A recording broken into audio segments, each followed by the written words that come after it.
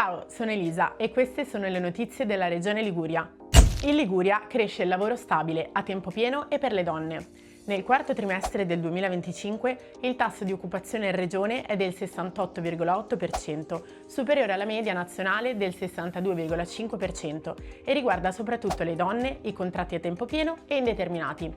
La disoccupazione invece si attesta al 4,7%, inferiore alla media italiana del 5,6%.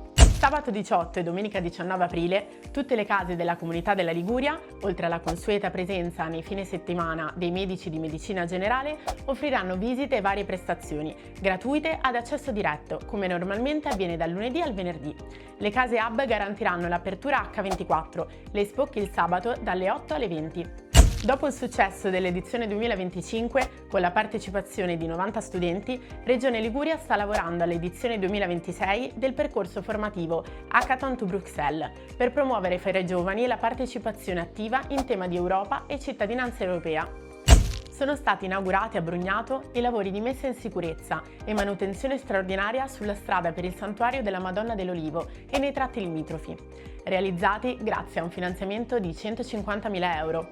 Nel comune di Vobbia, grazie a un investimento complessivo di oltre 70.000 euro, è stato possibile portare a termine opere significative sotto il profilo turistico, infrastrutturale e sociale, come la ristrutturazione dei nuovi locali dedicati allo smart working.